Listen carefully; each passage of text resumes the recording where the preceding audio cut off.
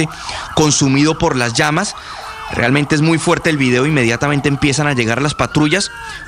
Un hecho que llama la atención es que algunos oficiales aparentemente del servicio secreto llegan empuñando armas, diciéndole al piso, seguramente pensaban que era algún intento de atentado terrorista. Allí, con unos extintores, los oficiales del servicio secreto y de la Policía Metropolitana de Washington fueron quienes apagaron el fuego, lo trasladaron a un centro médico y posteriormente falleció, Néstor. Sí, las imágenes, le ponemos el cuadrito ese para quienes están conectados al canal de YouTube, obviamente porque las imágenes son tremendamente dramáticas. Gracias, Juan Camilo. En Washington, 7 de la mañana, 1 minuto. Están surgiendo esta mañana nuevas revelaciones alrededor de la muerte de Alexei Navalny, que este es el hombre de la oposición que murió la semana pasada en una cárcel rusa en Siberia. Estaba a punto de producirse y él era el objeto de un canje entre el gobierno ruso y el gobierno de Alemania, que iba a entregar a un preso checheno. Lo están informando esta mañana personas allegadas al caso. Enrique Rodríguez, desde Europa. Es algo que se venía rumoreando desde la pasada semana, que Alexei Navalny estaba muy cerca de ser canjeado por otros presos, pero esta mañana a eso le ponen voz a aquellas personas más cercanas, sus colaboradores más cercanos. Y es que hoy señala María Pevici, que es una de sus colaboradoras, como digo, que iba a ser canjeado por un checheno de nombre Vadim Krasikov, que está condenado en Alemania por el asesinato de un ciudadano georgiano.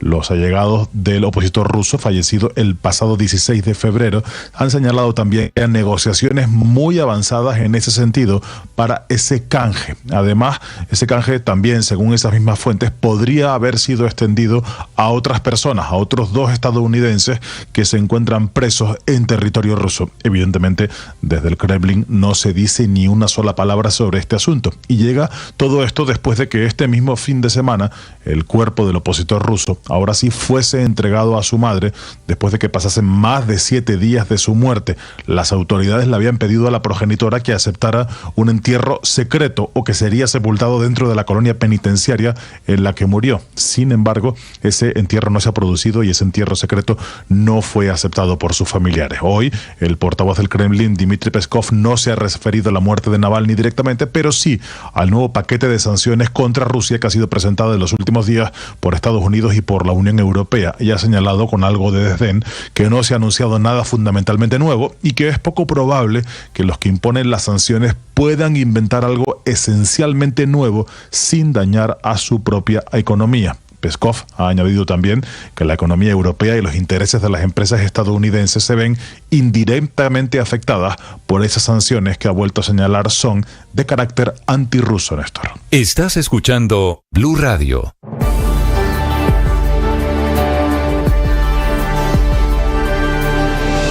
Ahora nuestro contenido no solo se escucha, también se ve. En este país, gobernador, todo es gravísimo y no pasa nada. Algunos en ese límite de la ilegalidad. Bienvenido, gracias por estar conectado. En Blue le ponemos cara a la radio, a la opinión y al debate, a los diferentes puntos de vista, al rigor periodístico, a los hechos deportivos, a la opinión, al humor y al entretenimiento. Le ponemos cara a la radio. Suscríbase a nuestros canales de Facebook y YouTube y desde las 6 a.m. hasta las 7 p.m. disfrute de toda nuestra programación en vivo.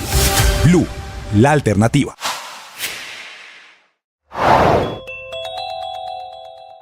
Amanecemos con cambios en el sistema de salud, especialmente, ojo, para quienes están afiliados a la nueva EPS. También cambios para 1.800.000 afiliados de ASMED Salud, para 1.900.000 pacientes de EMSANAR, para 1.600.000 pacientes de Savia Salud y para los 3 millones de afiliados a Famisanar. Todas en 21 departamentos, todas que ocupan el 25% del total de la población en Colombia. 7 de la mañana, 5 minutos. Felipe, para quienes están preguntando por la insulina, yo creo que el presidente nos mete en el presidente Petro nos mete en una confusión gigante alrededor del uso de la insulina. Porque me están escribiendo médicos esta mañana, Felipe, y me dicen, ojo, si usted se aplica insulina y usted no necesita insulina, ¿sabe qué le pasa, Felipe? No tengo ni idea. Se desmaya. ¿Ah, sí? Entonces, el tema del presidente Petro de que hay gente utilizando insulina para bajar de peso, ojo, porque una cosa es el Ozempic y otra cosa es, ¿cómo se llama la otra? Saxenda. Saxenda, con X, ¿no? Saxenda. X. Una cosa es el Ozempic y la Saxenda, que son efectivamente precursores de insulina. Pero si usted, padre, por bajar unos kilos, se aplica insulina, eso tiene un efecto adverso para la salud.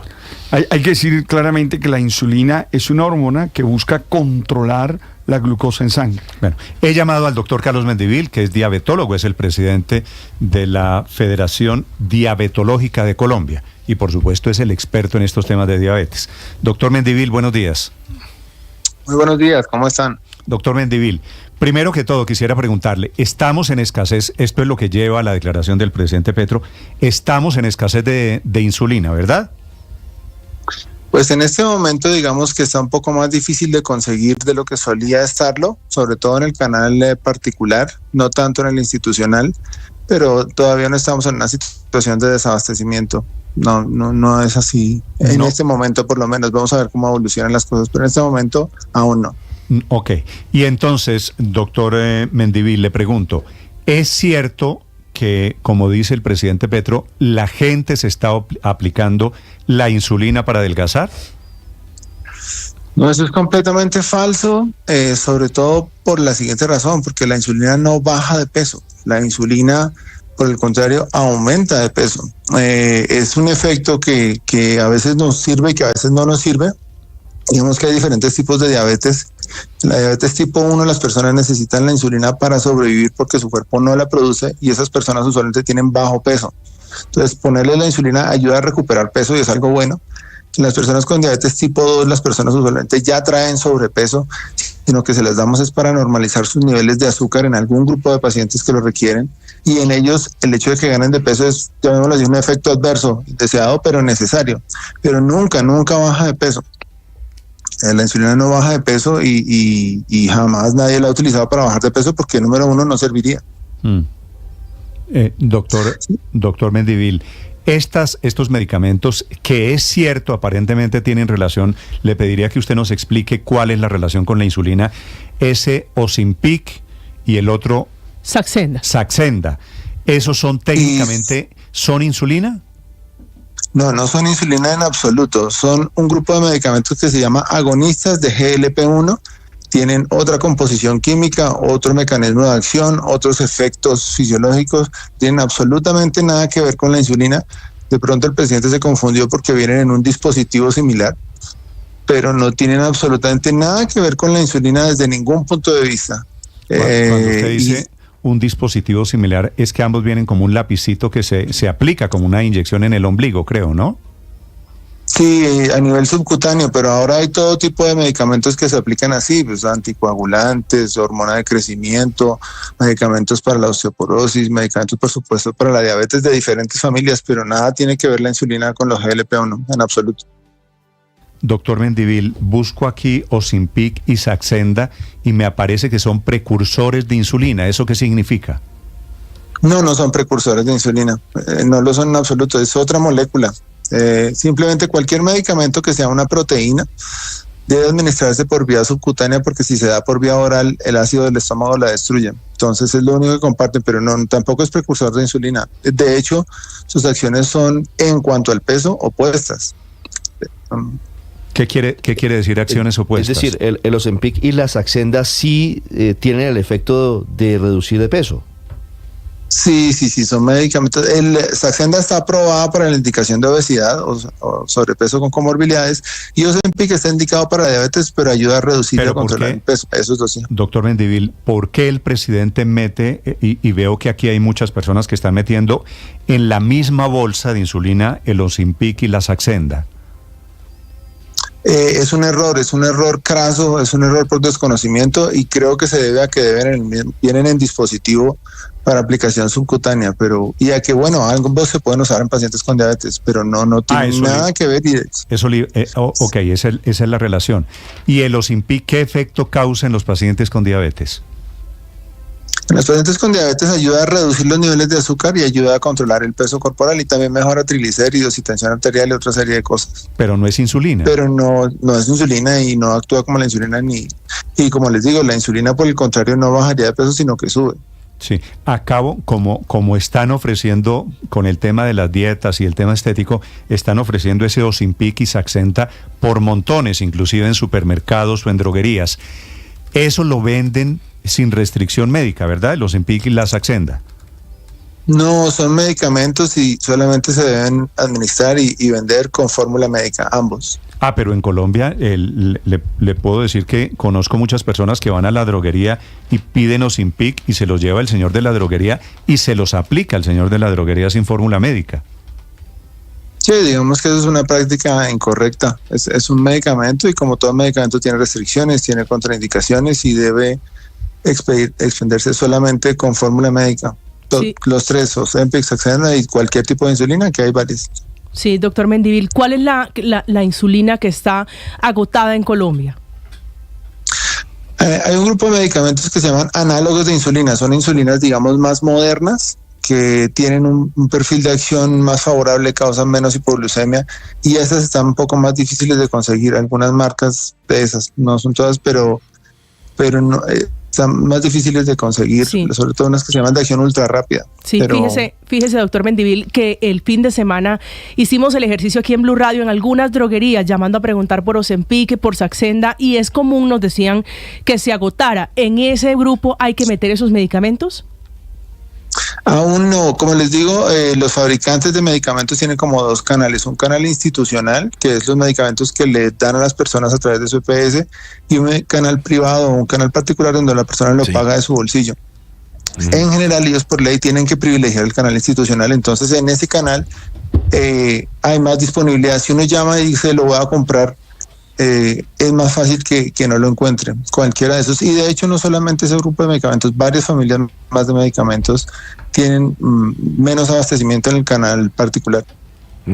Doctor Mendivil, si uno no necesita insulina y se inyecta insulina, ¿qué pasa con el cuerpo? Claro, la insulina, su principal efecto fisiológico es que baja los niveles de azúcar, digamos, de manera inequívoca, los baja siempre. Entonces, si una persona que tenga niveles normales de azúcar, precisamente por un error de comprensión de su mecanismo de acción, viene y se aplica insulina con la expectativa de bajar de peso, no solo no baja de peso, sino que le da lo que se llama una hipoglucemia. Sus niveles de azúcar bajan por debajo de lo normal. Al principio siente hambre, sudoración, frío y puede perder el conocimiento, y una hipoglucemia muy severa con niveles muy bajos lo puede convulsionar o puede matarlo a uno. Esto era lo que yo le decía. Esto era, doctor Mendivil, lo que yo le decía a Felipe. Si yo no tengo problemas de azúcar, no tengo problemas de diabetes, si me llego a aplicar insulina sin necesitarlo, es muy probable que me desmaye. No solo desmayarse, digamos que desmayarse es el síntoma, pero el tema es que le llega poca azúcar al cerebro y puede haber daño neurológico, a veces irreversible. Puede que sea algo transitorio y solamente un desmayo, pero es algo gravísimo. La hipoglucemia es amenazante para la vida en el plazo inmediato, entonces claro que hay que... Como estamos hablando, doctor Mendivil, de que fue el señor presidente de la República el que dijo que la gente se estaba poniendo insulina para bajar de peso, lo he llamado porque me parece que el mensaje es al revés. No se le ocurra ponerse insulina para bajar de peso, ¿no? Totalmente, no, nadie debe, número uno, no lo va a bajar de peso, y número dos, va a poner en riesgo su vida y su integridad de forma inmediata. Entonces eso jamás debe hacerse. Sí, doctor Mendivil, ya nos explica la diferencia y que, por ejemplo, ese medicamento como el Ozempic no es para bajar de peso y no es insulina, pero si uno busca la definición de Ozempic y para qué sirve, aparece, por ejemplo, en Google y en portales especializados de medicina, que es para adultos con diabetes tipo 2. Si no es insulina, ese Ozempic, ¿para qué sirve en pacientes con diabetes? Sí, lo que les comentaba es un grupo de medicamentos, no solo es Ozempic, hay más de 6 de esos que se llaman agonistas del GLP-1. Resulta que nosotros normalmente producimos, además de la insulina y por otro tipo de células, una hormona que se llama GLP-1, así se llama. Uno la produce después de comer y ella ayuda a las células del propio cuerpo a producir insulina y ayuda a que esa insulina actúe mejor en los tejidos, pero es la que uno produce. Además de eso, actúa en el cerebro y quita el hambre. En el hipotálamo, en el centro donde se regula el apetito, quita el hambre y retrasa un poco la velocidad con la que se desocupa el estómago, entonces lo hace sentir a uno más lleno. pero es otra hormona y en endocrinología y diabetes hay muchos medicamentos que son hormonas, pero estas son diferentes, son totalmente diferentes. Y la diabetes, digamos que es muy conocido que tiene que ver con la insulina, pero no solo tiene que ver con la insulina, tiene que ver con muchas otras, entre ellas con el GLP-1. Todas estas drogas, inclusive las que son para bajar de peso, ¿se consiguen? ¿Hay un mercado negro para estas drogas, doctor Mendivil? Pues eso parece, a veces pueden ser simplemente sitios de estafa en donde usted paga por algo y no se lo entregan.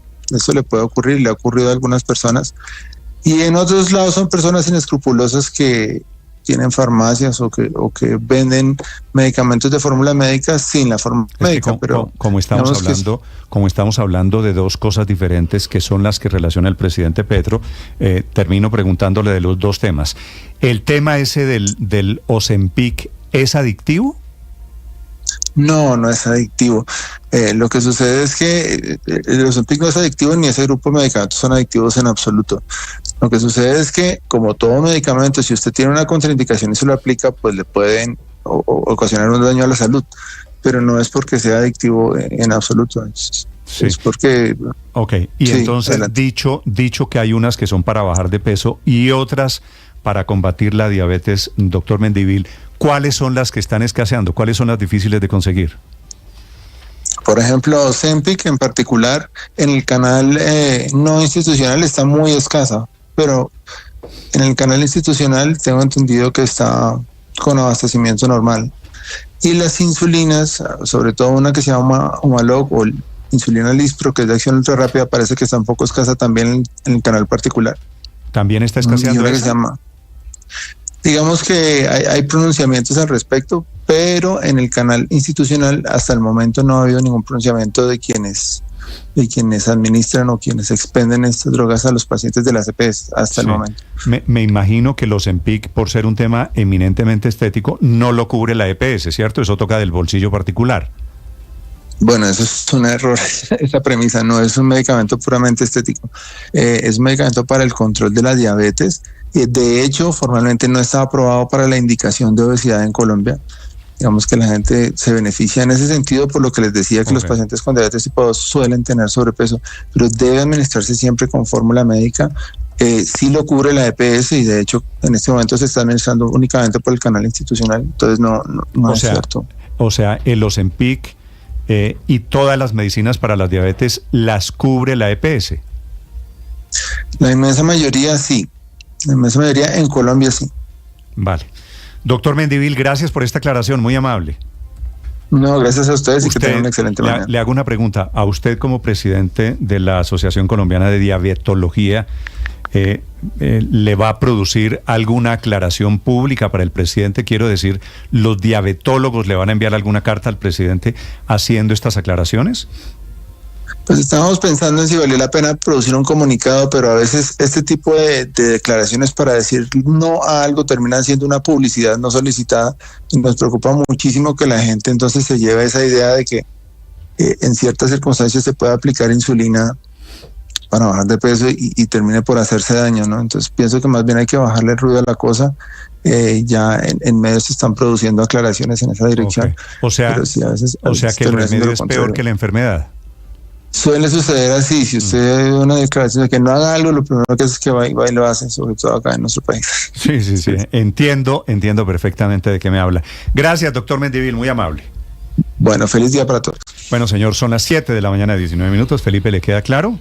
Pero totalmente claro, no tiene nada que ver la insulina con esta no use la insulina, no se le ocurra la insulina para bajar de peso, como lo dijo el presidente Gustavo Petro. ¿De dónde sacaría esa información el señor presidente? ¿Por qué? Felipe, porque le dijeron Ozempic, que tiene relación con una forma de diabetes, con la diabetes tipo 2. Sí. Pero el Ozempic es diferente que una insulina. Y entonces yo creo que allí se le produjo la confusión al presidente Petro. Pero bueno, por lo menos ya tenemos la claridad de que la insulina no se puede utilizar si usted no es diabético. Claro, porque se va a generar un daño que puede ser irreparable, ¿no? Felipe, usted se acuerda, es que los presidentes, hablando de estos temas de salud, siempre son un riesgo. ¿Usted se acuerda de Trump, el presidente de Estados Unidos en época de pandemia, recomendando tomar Clorox para combatir el COVID? Sí. Pues Trump allá y Petro aquí cometen ciertas inexactitudes y esto termina. El problema de esto, Felipe, como lo acabo de escuchar del presidente de la Asociación de Diabetología, es que a algunas personas se les queda aquí la cosa, ¿no? Y entonces, siguiente capítulo de esto, que vamos a ver a alguien inyectándose insulina hoy para bajar de peso. Pero lo increíble es que el ministro de la Dios Salud, no lo quiera, que es médico, no le corrija al presidente para que no y cometa errores e induzca a la gente a errores. Es que es muy complicado.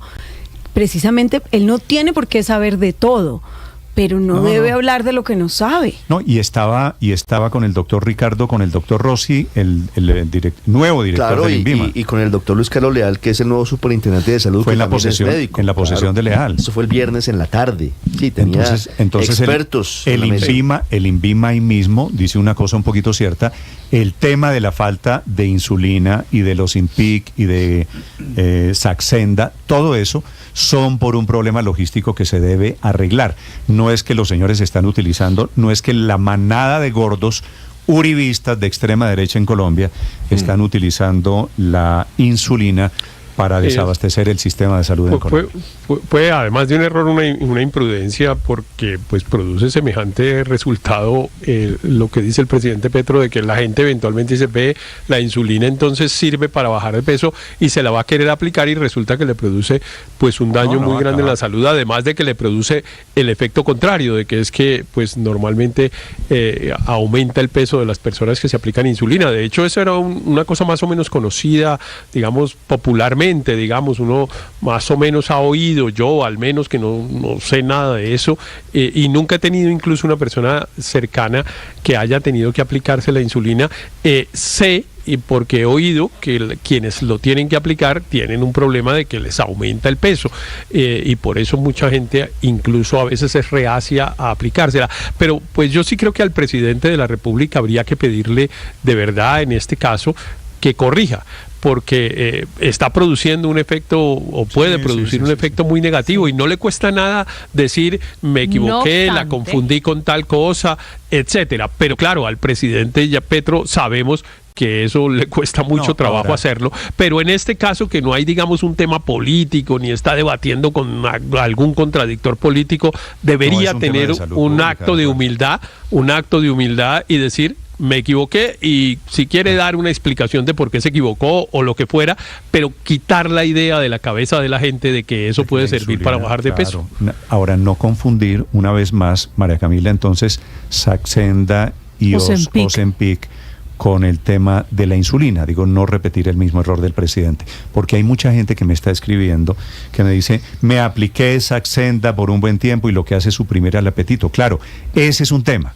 Sí. Y veo que hay mucha gente, padre, en el tema de Saxenda y Ozempic para bajar de peso. Es que le repito, pero Néstor, no es insulina. No es insulina, Néstor, pero el problema que la usen los diabéticos, es no de la venta libre, y ese es el problema. Este es exactamente el problema, que la usan los diabéticos, no la convierten en insulina. Metformina, Janumet, todas estas cosas la usan las personas. Mire, yo le cuento una experiencia personal. Señor. Cuando era una persona gorda de 120 kilos, tuve un ataque se me subió el azúcar exageradamente, ¿verdad? Y no bajaba. Entonces el diabetólogo me pidió usar insulina. Entonces me apliqué 2 insulinas, una en la mañana y una en la tarde. Al siguiente día, yo comencé a hacer la dieta, comencé a hacer todo el ejercicio. Al siguiente día me la volví a aplicar y se me bajó el azúcar a 40. Y estuve groggy y me tuvieron que volver a llevar a la... Y le dijeron, no se vuelva. Por favor, nunca más. Claro, y eso que era con prescripción. Ok, entonces ese testimonio suyo, padre, me parece muy valioso, porque es lo que acaba de decir el presidente de la Asociación. Yo lo viví en carne propia. No usen, por favor. Y ojo que era prescripción, no era por un tema de salud propiamente, pero la apliqué en la dosis que me habían dicho, ya la glucosa se había normalizado, equilibrado, y terminé en 40 de azúcar, y tocó ir a la clínica. Esto es que para los sofistas es más importante la persuasión que la verdad, y el presidente, de manera reiterada, muy lamentablemente, para convencer, para lograr un argumento más poderoso, pues trae elementos que lo que terminan es creando este tipo de confusiones. Y yo sí creo que una rectificación en este caso es absolutamente necesaria por una sencilla razón, es que esto puede costar la vida a la gente. Porque el presidente de la República es una fuente de información muy valiosa y gente que no conozca de situaciones de diabetes, no tenga mayor educación en medicina como pasa para la gran mayoría de las personas. Para mí, por ejemplo, que yo no soy experto en estos temas, pues uno puede decir, bueno, si el presidente dice esta vaina, pues debe ser cierto que uno baja de peso con este medicamento, con la insulina. Y qué grave lo que acabamos de escuchar por parte del experto. 7 de la mañana, 26 minutos. Y a propósito, hablando de salud, el presidente Petro da la orden de ejecutar su reforma a la salud vía decreto, que eso tiene implicaciones inmediatas. Los acompañamos desde Blue Radio. La temperatura a esta hora es de 12 grados centígrados. Operan todos los aeropuertos en Colombia. Estás escuchando Blue Radio.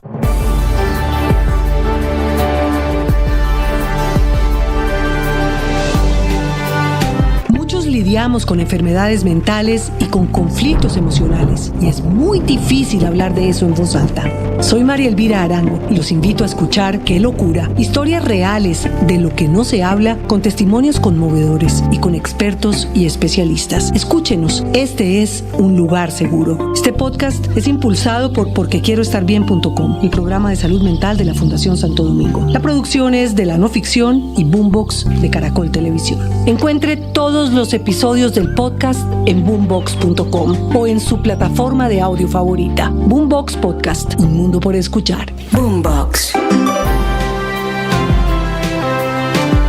Desde la época de pandemia se juntaron en Colombia 16 organizaciones de salud, de médicos, de científicos, para analizar los temas de salud. Nació por cuenta del COVID y ahora están dedicados a analizar el costo y los efectos de la reforma a la salud.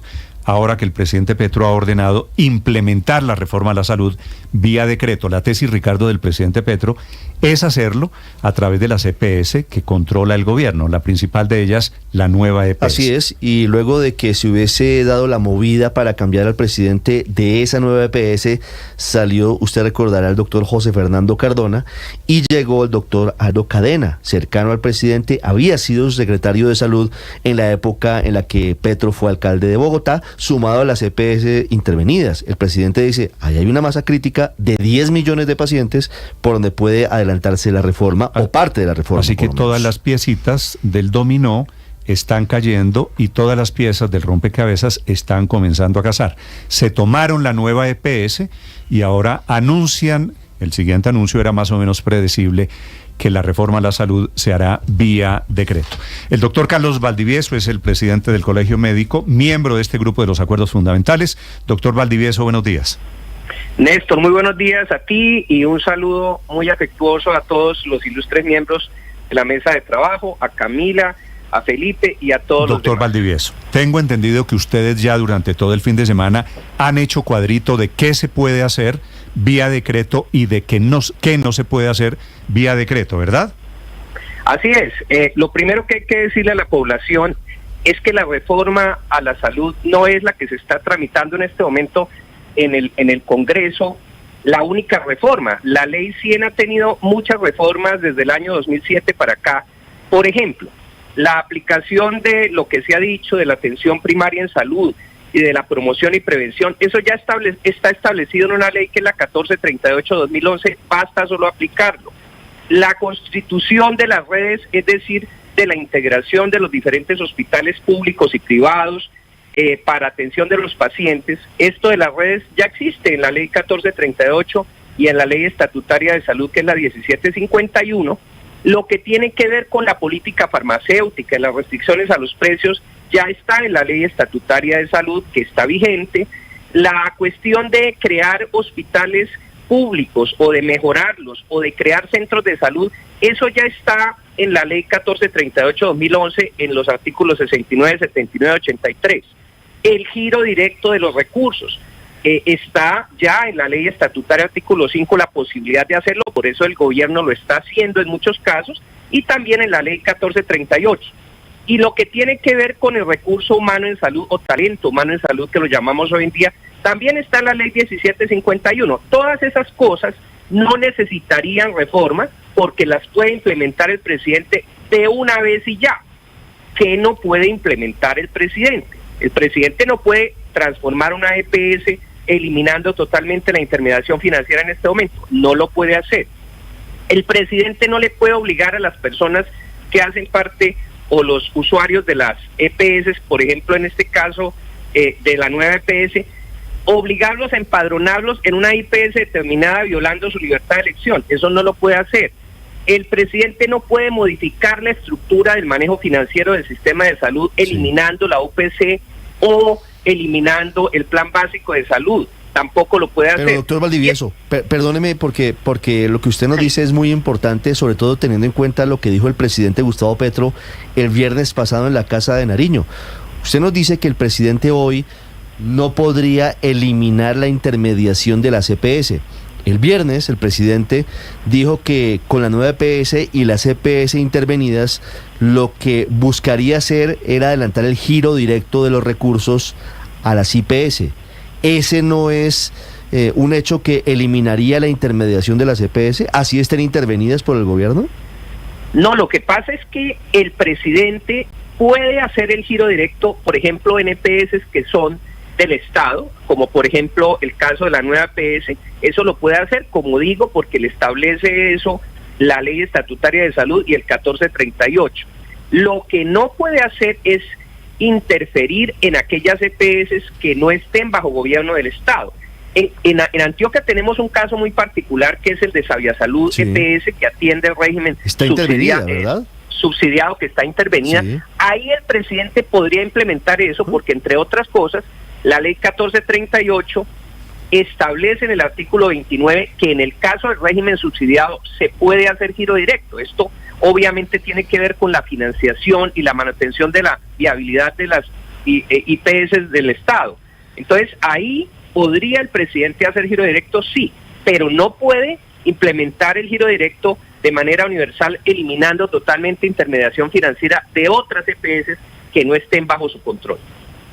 Sí, doctor Valdivieso, ya que nos explica qué se puede y qué no se puede hacer en esta aplicación de la reforma a la salud por decreto, como han dicho muchos, entonces, ¿qué le va a cambiar al paciente? A un paciente que lo está escuchando a esta hora, que es afiliado a Nueva EPS o que es afiliado a Saviasalud, para seguir con su ejemplo allí en Antioquia, ¿qué creen ustedes que le va a cambiar en el día a día a la hora de consultar, de ir a un examen, de recibir una medicina? Bueno, francamente, si el presidente lo que pretende, por ejemplo, es organizar el sistema de red de prestadores, ahí podría mejorar de red integrada de servicios de salud, pues si van a organizar la red, mejor para estas pacientes de estas EPS. Pero si el presidente pretende empadronarlos y obligarles a que tengan que ser atendidos como en un sistema de CAP, en una determinada IPS, eso no lo puede hacer el presidente porque limitaría la libertad de elección de los pacientes y eso está establecido tanto en la ley como en las sentencias de la Corte. Así que ahí habría un límite a la acción de lo que pretendería el presidente si es que eso fuera lo que pretende. Doctor Valdivieso, este es un asunto técnico pero que es muy importante porque el presidente presentó a la nueva EPS como la punta de lanza de lo que él plantea y pretende sean las modificaciones de atención preventiva en salud. La nueva EPS hoy técnicamente no es mayoritariamente de las cajas de compensación, a pesar de que el presidente sea una persona que puso el gobierno. Sí, ahí hay otros actores accionistas dentro de la nueva EPS, sin lugar a duda. Ahora bien, hay que decir lo siguiente: si el presidente lo que quiere es mejorar la red de prestación del Estado, la red de IPS del Estado, lo reitero, eso ya le da las herramientas a la ley 1438-2011 de establecer los criterios y buscar los recursos financieros. En el artículo 69, 79, 83 de la ley 1438 del 2011, que tiene ya hace más de 10 años, el presidente tiene las herramientas para mejorar la red pública de prestación de servicios, estableciendo así un subsidio a la oferta a través de invertir dinero del Estado en estas instituciones. No se necesita reforma para eso. Doctor Valdivieso, ¿cómo esta reforma a la salud con la orden que dio el presidente empezaría a aplicarse en un modelo preventivo en las EPS intervenidas? ¿Ustedes consideran que ese puede ser un incentivo para que otras EPS terminen intervenidas por la supersalud? Bueno, no lo sabemos. Hay que mirar entonces qué es lo que se pretende desde ese punto de vista. El presidente puede incentivar todo lo que es la atención primaria y la promoción y prevención que está en la ley 1438, como lo decía antes. Ahora, que eso obligue el presidente y el ministerio y la superintendencia a que lo implementen el resto de las EPS, pues hay que ver mediante qué mecanismos van a hacer esto, porque definitivamente pues hay unas normas vigentes y el presidente no puede violar las normas vigentes en este momento porque la reforma no ha sido aprobada todavía. Como las EPS, doctor Valdivieso, están obligadas a reconocer, por ejemplo, la licencia de maternidad. ¿Qué pasa ahora con las mujeres embarazadas en el país que son parte de la nueva EPS o de las 4 EPS que están intervenidas? No, eso ya, claro, este asunto de la licencia de maternidad es un asunto que ya ha sido reconocido por la ley desde hace ya varios años, de tal manera que no puede violarse este derecho de las pacientes a tener su licencia de maternidad. En ese sentido, no puede haber modificaciones. Doctor Valdivieso, en este caso, si el gobierno hiciera una mayor intervención de EPS, ante la pregunta que hacía Camila hace unos minutos, ¿no podría al final concretarse lo que varios sectores han venido advirtiendo? Que la reforma a la salud, al menos en su corazón, en su eje, se termina haciendo por debajo de la mesa, no vía una ley, sino a través de lo que significa que el gobierno las intervenga y pueda, por ejemplo, quitar la intermediación financiera y se hagan los giros directos. ¿Eso no sería al final una reforma por debajo de la mesa? Sí, el gobierno nacional y el presidente tienen la prerrogativa de exigirle a las EPS una serie de garantías de viabilidad financiera. Eso está dentro de lo que puede hacer el presidente de la República. Si es usado esto con el fin, digamos, parando los pagos que le debe hacer el Estado a las EPS, como por ejemplo en el caso de los presupuestos máximos, pues esto es una situación que preocupa muchísimo, porque efectivamente el presidente tendría algún margen de acción en este sentido. Yo creo que lo importante es que todos nos concentremos en las cosas vitales, que son resolverle los problemas a los usuarios del pero sistema. Doctor Valdivieso, ¿el presidente podría eliminar la intermediación financiera de las EPS? No lo puede hacer. No lo puede hacer porque la ley 100 está vigente y la intermediación financiera está vigente. Para eso se requiere que sea aprobado el proyecto de ley o cualquier otro proyecto de ley que elimine finalmente el papel de las EPS como intermediarias financieras. El presidente no lo puede hacer arbitrariamente. Su respuesta es no puede hacerlo, eliminar la intermediación financiera en las EPS que no han sido intervenidas, pero en las que están intervenidas sí lo puede hacer. Claro, porque digamos que hay unas normas que le permiten a las EPS, autoeliminar el giro directo a través de que el ADRES haga el giro directo. Y esas normas son las que contiene la ley 1438 en el caso del régimen subsidiado y las que contiene la ley 1751, la ley estatutaria de salud, en términos generales para garantizar la viabilidad financiera de las IPS. Sí. Ahora, hablando solo como paciente, doctor Valdivieso, usted fuera de ser médico también es paciente, también usa servicios de salud, que creo que es el debate que viene. ¿Qué me conviene más? ¿Estar en una EPS intervenida, en donde no va a haber intermediación financiera, o estar en una EPS no intervenida, en donde sigue funcionando el actual modelo de salud? La respuesta que voy a dar es que yo creo que me conviene estar en una EPS que cumpla la norma, que tenga como premisa importante prestar unos buenos servicios a los pacientes, porque pero doctor Valdivieso me está respondiendo, es mejor estar en una EPS buena. Para efectos prácticos, digamos, de los oyentes que están diciendo, bueno, ¿y qué hago entonces? ¿Me quedo en la EPS no intervenida?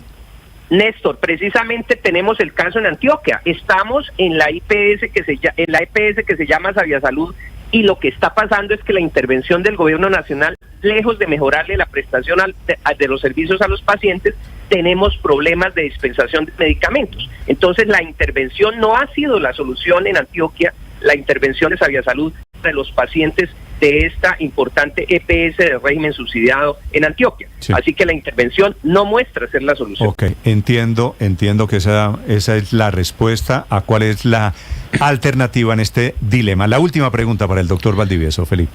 Sí, lo veo que usted conoce muy bien la legislación de salud, doctor Valdivieso. ¿Este proyecto de ley de reforma a la salud se ha debido hacer como ley estatutaria?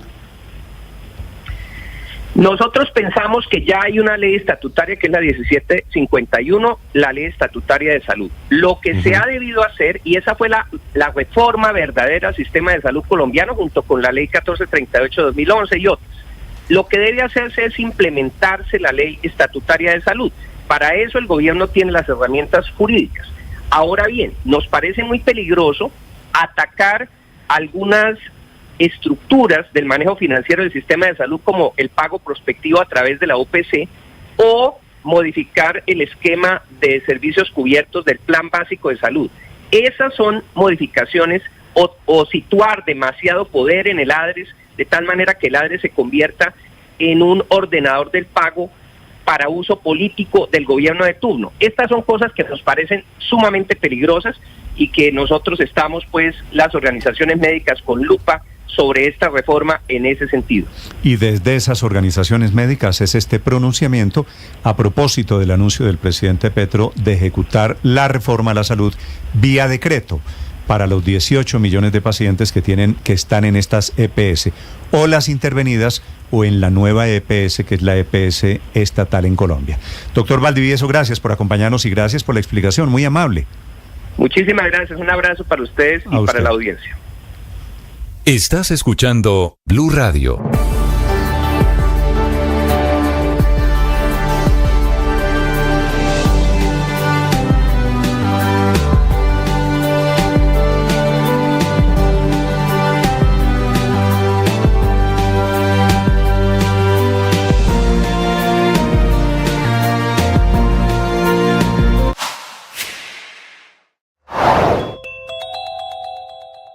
Amanecemos con cambios en el sistema de salud, especialmente, ojo, para quienes están afiliados a la nueva EPS. También cambios para 1.800.000 afiliados de ASMED Salud, para 1.900.000 pacientes de EMSANAR, para 1.600.000 pacientes de Savia Salud y para los 3 millones de afiliados a Famisanar. Todas en 21 departamentos, todas que ocupan el 25% del total de la población en Colombia. 18 millones de colombianos para quienes el presidente Petro dio la orden de un sistema de salud diferente a partir de hoy, basado en un modelo preventivo. Para estos 18 millones de colombianos habrá una reforma a la salud en la práctica vía decreto, sin que se haya aprobado todavía la gran reforma a la salud que el gobierno no ha logrado aprobar en el Congreso de Colombia. Así que es el momento de la reforma vía decreto. Lo que ordena el presidente en la práctica es que ese modelo de salud opere con centros de atención primaria que deberán ir a buscar enfermedades puerta a puerta y atender a los pacientes en los centros de salud más cercanos. Feliz de encontrarme con ustedes, gracias por estar allí, gracias por suscribirse, gracias por contarle a otros que estamos aquí en nuestro canal de YouTube, que puede vernos mientras hacemos radio, que puede compartir con nosotros su opinión en medio del respeto y del cariño. Tú sabes.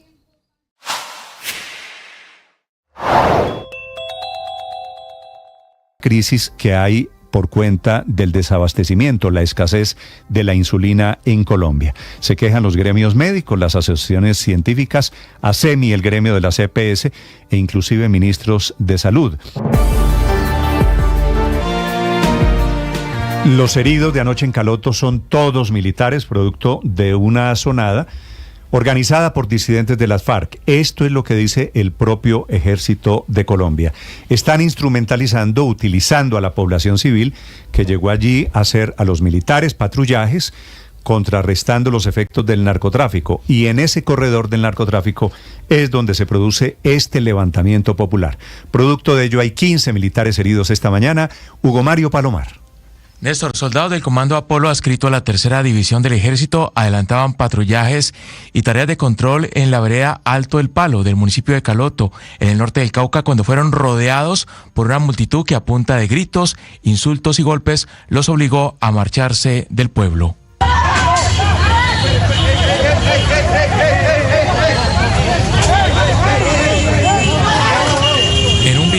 Este que estamos viendo en nuestro canal de YouTube, se ve cómo los militares fueron atacados, les lanzaron piedras, les lanzaron palos e incluso los atacaron a machete. Un soldado recibió un machetazo en la cabeza.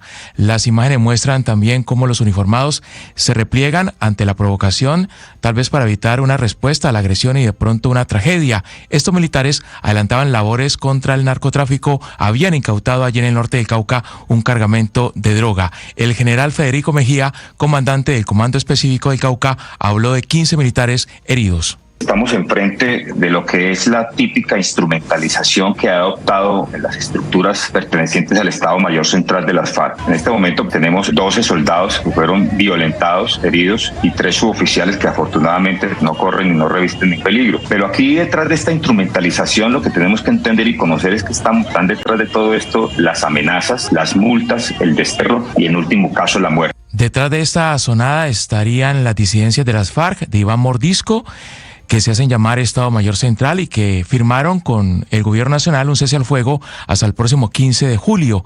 Este mismo grupo delincuencial realizó un retén ilegal este domingo en zona rural del municipio de Jamundí, sur del Valle del Cauca. Allí retuvo a ciclistas que habitualmente practican este deporte por esta zona del departamento. Revisaron documentos y celulares a los ciclistas como si fueran autoridad.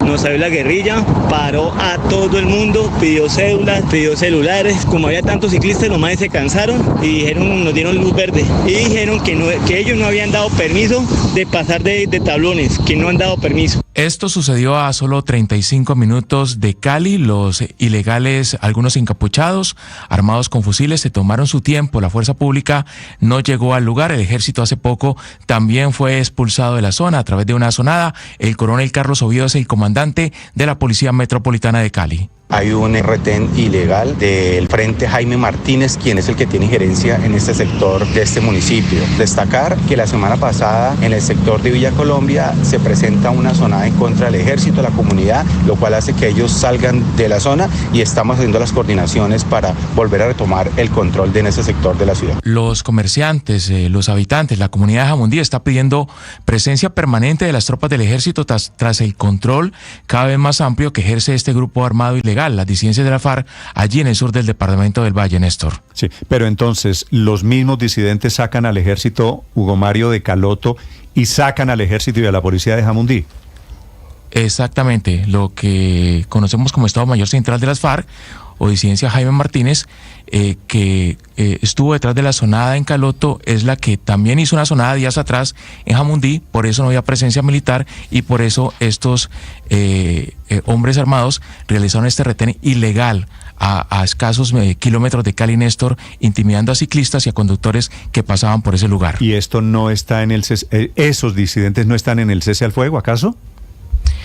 Pues lo que hemos escuchado en esto es que el cese al fuego incluye un cese de enfrentamientos con tropas del ejército y con fuerza pública, pero ahora lo que vemos es que también están afectando a población civil y a deportistas, como en el caso de Jamundí.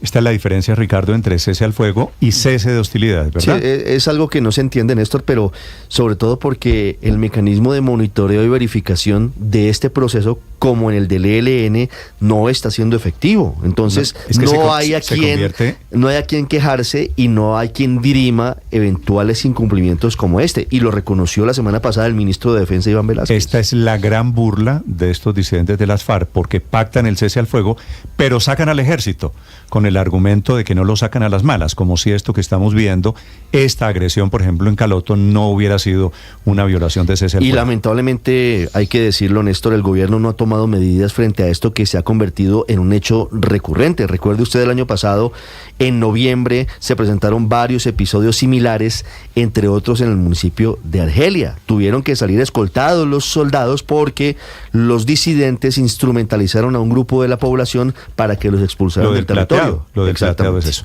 Son las 7 de la mañana, 50 minutos. Esta mañana se disparan las alertas en el Caribe colombiano por cuenta del anuncio del ministro de Transporte de terminar el contrato de la concesión, dice él, porque no es posible el cierre financiero en la vía del Caribe, la autopista del Caribe Padre. Esta es la que une Barranquilla con Cartagena, sí, básicamente, ¿cierto? Sí, sí. Una prolongación de la vía de la Prosperidad, sale hacia Cartagena, y eso, por cuenta, para evitar el cobro del peaje, es lo que va a producir la parálisis de una obra que estaba bien avanzada. Claro, ganan porque no van a pagar peaje. Pero perdemos. Pero pierden ustedes. Todo el desarrollo. Bueno, perdemos, todo. Padre, porque esto no es solo conexión para los barranquilleros o los cartageneros. Pierden el desarrollo, pierden el turismo que venía con esa concesión. Desde Barranquilla, Vanessa. Néstor, a Autopistas del Caribe le salieron caras las protestas de las comunidades que desde finales de 2021 empezaron para oponerse a la continuidad de los peajes en diferentes sectores ubicados a lo largo de estos 253 kilómetros de la Ruta Caribe 2, que va desde Barranquilla, pasa por Baranoa, Cartagena, Turbaco y llega hasta Cruz del Viso en Bolívar. Pues el proyecto, como usted lo decía, no pudo tener cierre financiero. Todo apunta a que la suspensión en el cobro del peaje de Turbaco desde diciembre de 2021 habría acumulado un déficit por más de 90.000 millones, lo que generó una pérdida financiera que dio lugar a toda una crisis. Aunque esta situación solo se presentó en uno de los 6 peajes que tienen ubicados a lo largo de este tramo vial, solo se presentó, también era necesaria la construcción de una caseta en el Uruaco Atlántico, la cual solo ha tenido oposición por parte de la comunidad y no ha sido posible su levantamiento. Y a esto se suma el impacto económico que generó la aplicación de una tarifa diferencial en varios peajes. Esto habría generado el escenario para imposibilitar la recaudación de recursos previstos para las obras de mantenimiento y expansión que contemplaban, por ejemplo, la construcción de 74 kilómetros de doble calzada, 19 kilómetros de variantes, el levantamiento de al menos unos 16 puentes peatonales y la generación de más de 4.000 empleos directos y 2.700 indirectos en la fase de construcción. Fue por esto que el ministro de Transporte, William Camargo, indicó que al no haber viabilidad financiera, debía revertir el contrato firmado en octubre de 2021 por 35 años y que ahora busca un nuevo esquema de financiamiento.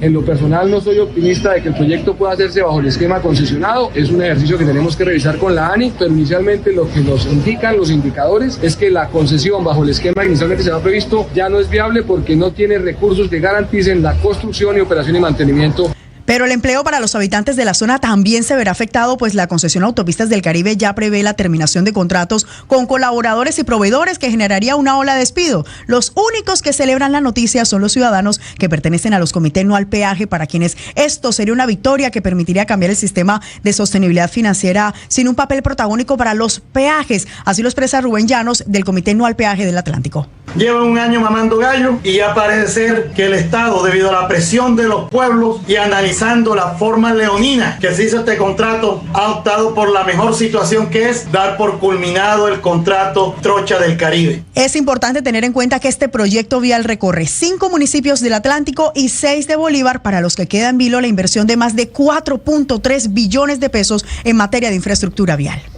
Sí. Gracias, Vanessa. Dice el señor Trocha del Caribe. Padre, usted que es de la zona. Sí, esto no es una trocha, la verdad. No, esto es una autopista. Iba a ser una autopista con todas las letras. Ha tenido muchas dificultades financieras, eso hay que reconocerlo, eso hay que decirlo. Pero la solución para muchos en el Caribe no implicaba desistir del proyecto, porque ya había una serie de compromisos adquiridos, porque es fundamental para mejorar la competitividad de la región. Si no se hace por concesión, quiere decir con el pago del peaje, se tiene que hacer como una obra pública, claro. Y en consecuencia, ¿quién paga la obra pública? Nosotros. Los contribuyentes, los impuestos. Pero además recuerde que eso se suma a lo que había dicho la semana pasada aquí en Mañanas Blue el ministro William Camargo, que van a cobrar una suerte de plusvalía, el impuesto de valorización, por los predios que están en las vías que consideran estratégicas. Esto es un verdadero reversazo, porque hemos construido el desarrollo vial en Colombia. El poquito o mucho que hemos tenido en los últimos años a punta de estas concesiones. Y esto es acabar con un modelo de concesiones para darle paso a un modelo totalmente. Además que se necesita. Usted sabe que hay dos maneras de ir a Cartagena. La vía al mar, que es la nueva, comillas, que también tiene partes en que no se ha terminado, y la vía a la cordialidad, ¿cierto? Que es por el otro lado, que es esta donde esperábamos. Cordialidad. Yo dije prosperidad, no. Sí, no, esa es la otra. La prosperidad es la otra, la que une con el aeropuerto. Árbol que nace torcido difícilmente endereza, ¿no? ¿Cuál árbol nació torcido, Aurelio? Autopistas del Caribe. ¿Usted sí sabe quién fue el estructurador de todo este proceso de Autopistas del Caribe para la firma KMA? ¿Quién fue? Pues fue el señor Gabriel García Morales, antes de ser viceministro, el del soborno de Odebrecht. Esto nació torcido. Esta fue la suma de dos concesiones que terminó en Autopistas del Caribe y que tiene enormes dificultades. Aurelio. Y que tiene enormes dificultades. Yo creo que el gobierno tiene la razón en el saqueo a las poblaciones circunvecinas. Pero, Aurelio, de 7 peajes que tiene. Es que esto no Ojo, esto no es un problema de estructuración, esto es un problema de la protesta de la gente porque no quería pagar el peaje. Pero he llamado al gerente de esta concesión de Autopistas del Caribe, que allí, como ustedes acaban de escuchar, le dicen trochas del Caribe. Sé que no es una trocha, sé que es una autopista con todas las letras. Doctor Carvajal, Ernesto Carvajal, buenos días. Buenos días, Néstor. Saludos a ti, a toda la mesa y a todos los oyentes. A ver, doctor Carvajal, quisiera primero que usted le explicara a los oyentes quién es el dueño de la concesión de Autopistas del Caribe. ¿Cuál es la empresa que está detrás de la construcción de esos 4 billones de pesos? Estamos hablando de una obra muy grande en Colombia. Los accionistas que están detrás de esta concesión son las empresas KMA Construcciones, Grupo Ortiz y la empresa H. Macera. Pero, Néstor, más allá de quiénes son los accionistas de esta grande concesión, está la problemática las graves consecuencias que va a tener la terminación anticipada de este contrato.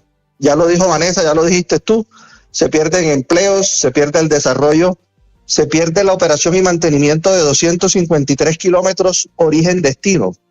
No me imagino a los bolivarenses y a los atlanticenses llegando a los aeropuertos Ernesto Cortizos y al futuro aeropuerto de Bayunca en una trocha, como erradamente por ahí mencionaron. Sí, doctor Carvajal, ¿en qué etapa de la construcción de Autopistas del Caribe se encuentra la obra en este momento? ¿Qué tiene la obra que lo hace una autopista? Porque ya escuchó usted ese testimonio del señor que dice, estos son trochas del Caribe. Para explicarle a los oyentes de qué dimensión de obra estamos hablando y en qué estado se encuentra. Nosotros nos encontramos en etapa preoperativa en fase de preconstrucción. Llevamos 2 años, 4 meses en los cuales hemos honrado todos nuestros compromisos. Ya tenemos la ingeniería de detalle de todas las unidades funcionales que se van a construir. Tenemos licencias ambientales en trámite, tenemos la arqueología preventiva en trámite y tenemos toda la gestión predial muy avanzada para dar inicio a la fase de construcción.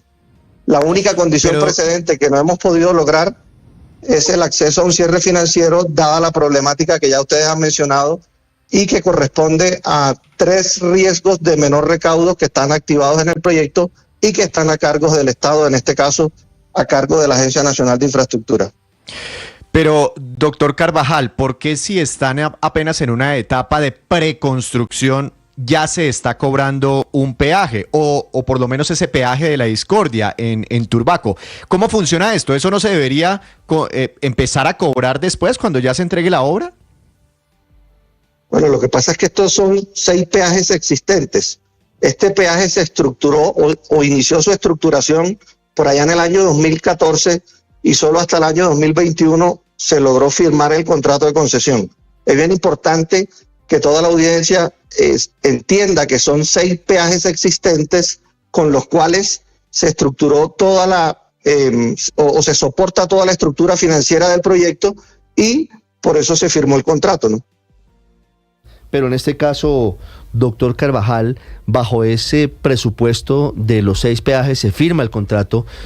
Han tenido muchas dificultades. Hoy, ¿cuáles son los líos financieros de las autopistas del Caribe? Bueno, como ya lo mencioné hace unos minutos, hay 3 riesgos de menor recaudo activados. Uno es la estación del peaje de Turbaco, en donde un grupo minoritario que no representa ni al municipio, ni al departamento de Bolívar, ni a los usuarios de la vía, no permite el cobro Se hicieron 12 mesas de trabajo, se propusieron muchas soluciones y pues la única propuesta de ellos era tumbar el peaje y pues ya el ministro lo dijo muy claramente, los peajes permanecen. El otro riesgo que está activado es la estructura tarifaria del proyecto. Eso está contenido en una resolución, la 8355, que es vinculante con el proyecto. Esa estructura tarifaria no se ha podido aplicar, hoy día está cobijada por el decreto 050. Y un tercer riesgo que es la instalación y puesta en operación del peaje de Arroyo de Piedra, en donde pues ya está el predio comprado, ya están los diseños, pero no hemos podido iniciar la construcción y puesta en operación de esta estación de peaje. Pero doctor Carvajal, ¿cómo así que la caseta continúa? Porque la gente tiene en la cabeza de que usted se termina el contrato, se van ustedes y la gente cree que inmediatamente van a levantar la caseta del peaje, del cobro del peaje, que en ese momento no cobra a ciertos vehículos, pero sí está cobrando, tengo entendido, a los vehículos de más pesados, de carga pesada. ¿Esa caseta va a permanecer ahí? Sí, de acuerdo. Ya lo dijo el ministro. Las estaciones de peaje que hoy opera y mantiene la Sociedad de Autopistas del Caribe permanecen, pues como permanecen todas las estaciones de peaje en el país.